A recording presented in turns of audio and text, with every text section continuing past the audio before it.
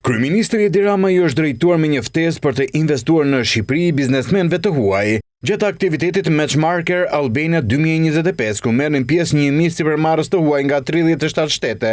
Kreu i qeverisë deklaroi se kjo është faza më e dur për të investuar në Shqipëri. Vetë kryeministri i qeverisë i orientoi ata për të eksploruar edhe Alpet e Shqipërisë dhe jo vetëm Bregdetin. Është koha për të bler, qoftë edhe një gur në Shqipëri, sepse nesër do t'jetë vonë. Nesër të gjithë do duan të vinë, të gjithë do duan të blejnë dhe do t'jetë shumë e shtrenjtë për shumicën prej jush. Kështu që çfarë doni të bleni, blejeni tani. Çfarë do doni të bëni, bëjeni tani. Çfarë do që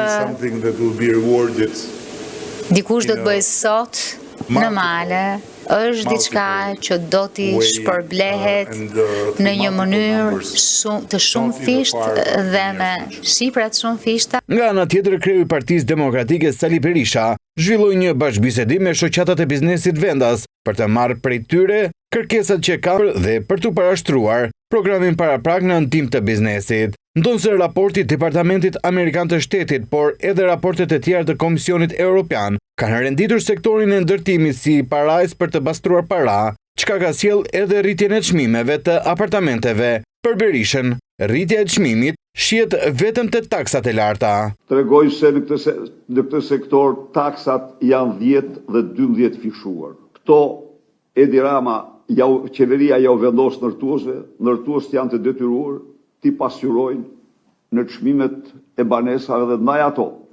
Ose shtrohen në moll të ndaluar, ose ju duhet punoni dekada tëra për të ble një apartament. Ndërkohë, programi ekonomik i opozitës, sipas liderit demokrat, do të bazohet në një ligj financiar me stabilitet që s'do pësojë ndryshime të shpeshta, ndërsa shtylla bazë e tij do të jetë taksa e 60% dhe ulja e TVSH-s nga 20% që është aktualisht në 15%. Kalojmë në një sistem fiskal i të cilin së pari stabilitet i atij sistemi. Kodi nuk do mund të ndryshohet siç është ndryshuar gjatë këtyre viteve me ndikime nga më absurdet, do vendoset taksa e shesht 10%. TVSH-ja nuk ka më tabu. Jo, do zbritet në 15% me qëllim për të zbritur dhe më poshtë.